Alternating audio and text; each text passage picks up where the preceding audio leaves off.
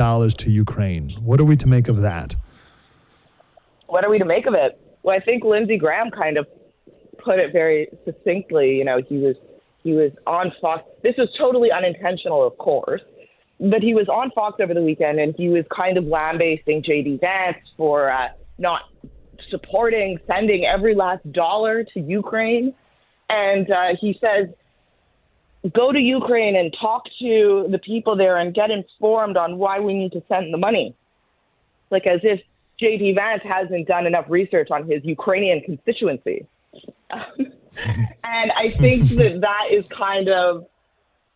that was so perfectly representative of what the attitude is about this, which is for some reason that is not clear, we owe something to this random country that we have no alliance with, no previous history with, no connection to whatsoever. You know, I mean, maybe I could be willing to have more of a conversation about foreign aid if we are talking about a country that, you know, had our back, or, you know, we have a close relationship with their people. But there is this attitude that we owe something to people just because there's a perception that we have the money. I know that that's a perception internationally, that we have the money. And it's so representative of an outside looking in stance to this country. You know, like I remember when the U.S. Was hosting the UN General. Well, I guess that always does, but there was the UN General Assembly, and you had all these international diplomats in New York City. And so I went down to the Peninsula Hotel, which is where they kind of all go and you know, pretend to be flashy and cool for the night after the UN General Assembly wraps up. And I went and I was talking to a few diplomats. One in particular that stuck out to me that I had a longer conversation with was one from Africa. I don't remember the exact country. But, you know, I said to him something to the effect of, why do you guys think the UN is such a big deal? The United States barely acknowledges the UN. You know, okay, it's on our land, but we think it's a joke. International law isn't real. We're the strongest military in the world, so we just tell you what's up. You know, and every time you try to tell us something, we just ignore you, obviously. And he was like, no, like the UN is important, and he's going on about the legitimacy of the UN. And he said something to me that was so crazy, so struck me. He was like, the US can afford, like he basically was saying the US can afford to do all of the foreign, all of the foreign like adventurism that it does. And that the world relies on it, and that's its place, and it'll never stop being that way. And he's just going on this rant to be basically something that sounded like Lindsey Graham, and that we owe it to the rest of the world, and you can afford it. And J.D. Vance, right, back to this original anecdote, is looking around in Ohio, which has been completely gutted by all of these same people who claim that we have a global responsibility, and has seen his own local community languish in the wake of that.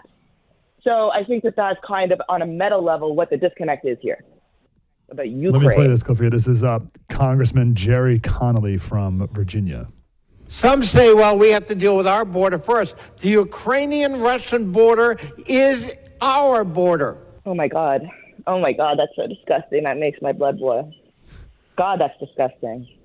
While our border, our actual border, is being violated 10,000 times a day. Mm-hmm. It's such a joke, you know, it's such a joke. And I wish that these politicians would would visit Ukraine, as Lindsey Graham would say, because the Ukrainians understand that they have a border that they want to defend. And I don't blame them for that. The truth is, I actually don't blame Ukraine for their stance in this, which is get back over the line.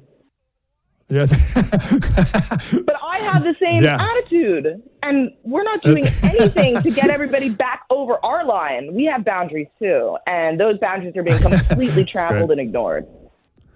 We spent time in the last hour talking about not only the vote, but the fact that the Democrats waved Ukrainian flags on the floor. I found that quite in your face. No, these people are dunking on us. Like, they're dunking on us. Yeah. Like, I mean, again, like, I actually tend to take a less cynical view of this, which is they just don't realize there's a total disconnect. They are totally out of touch. They're totally out of touch with what's going on in J.D. Vance's state of Ohio. And they think that they're some sort of international savior. The exact same thing that I kind of just spent this last time outlining. Mm-hmm. And it's like, but seeing that, it's oh, come on. They knew that there was so much resistance to this. They knew that they were bigfooting the will of working people in order to do this. And then they fly this foreign flag in our Congress. That should be illegal. How about I got from your Twitter, you retweeted Jason Crow, this congressman who has staged a video. So his staffers took a video of him doing a FaceTime call with what he said were Ukrainian soldiers on the front lines.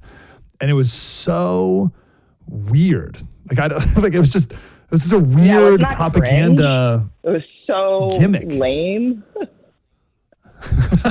What was that? And I think I quote tweeted oh, he didn't have CBP on recent. It's like, who is that? Do you represent that district in Ukraine? I don't understand. They have no concept of what their role is and what their responsibility is. It's almost like this God complex. Like they control life and death in the entire world. It's like, can we just bring it back down to earth for 1 second? You have a district of 2,000 people or 5,000 people or something, whatever, just make your own bed. And then we can talk about saving the world. But in the meantime, I would like to see how the drug use rate in his district looks. I would like to see how the crime status in his district looks. The quality of life in his district, what's up there? Does he know? Does he care? Or is he FaceTiming Ukraine? What was that? It's just all so stupid. It's, it's like I feel like I'm watching a bunch of theater kids, and it would be amusing if they weren't if they didn't have actual power. That sucks that they do. We Josh from Tennessee called in. Passionate and rightfully so. I get it. He said, Slater, you spent this whole hour criticizing the Democrats for waving the flags and doing all this other stuff. But the top of the hour intro has Andrew talking about the people who say they're for you, but they're not really for you. He's like, you haven't criticized Republicans in this whole thing at all. So I want to set that up for you, for the Republicans who voted for this as well, and not reluctantly. Oh, I didn't. Either. I'm sorry, but I didn't realize we were talking about Democrats this whole time. I was fully under the impression that this goes for both. I mean, there's not two parties. If this taught anybody anything, there are not two parties. That's theater. Again, that's theater. It's just nonsense. There are not two parties. The Republicans were giddy, save 10 of them, were giddy to vote for this totally Democrat priority centered bill. There was not one line in that bill about Republican priorities, i.e. Securing our border. There was not one line. I wasn't on a rant about Democrats. Let me clarify. This was all about the Uni Party. They're not Democrat. What does that even mean? That's a meaningless term in this Congress. Listen, Johnson is not a real thing. He's just not. He got completely rolled by Schumer. He got completely rolled by McConnell, who is obviously not representative of Republican priorities. He got completely rolled by Joe Biden.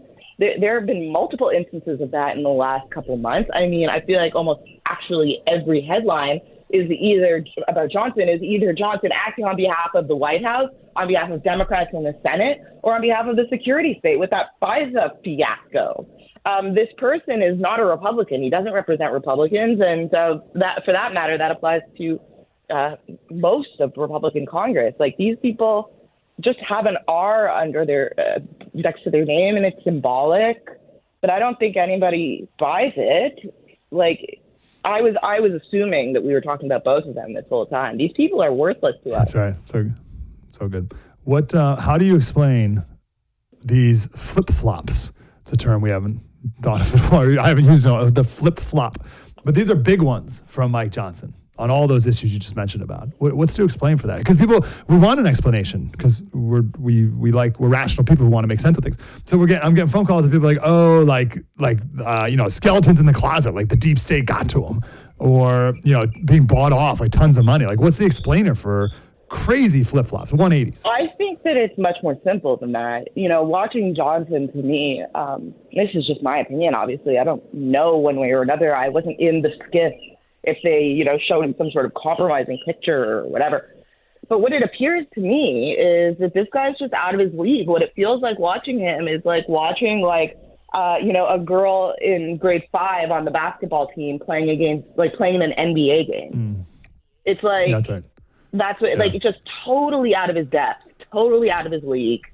Couldn't rise to the occasion, couldn't rise to the moment. You know, there are some people, like Donald Trump comes to mind, who, you know, have little to no experience in a particular role, but, you know, they get into the role and they grow into it really fast. They pick it up really fast. They have enough street smarts and a good gut, and they can kind of smell what's going on and really understand it and assume the role really seamlessly. This guy got thrown into a role that was way above his pay grade and just crumbled. That's what my impression is of this. I don't think that there is anything more nefarious or complicated than that. He can't handle it. Yeah. Either could I. But I think if I was thrown in that role, I'd be like, oh, I'm like a terrible negotiator. I think I wouldn't know what to do either. It's not even to criticize him. It's just like, you're right. Like, it's not, you can't, not being a nice Christian man isn't, I guess, enough for that. What even, I actually totally think that's totally, and listen, I'm Jewish, but I think that's totally wrong, with all due respect later. No, a man of conviction and a man of faith doesn't act like this.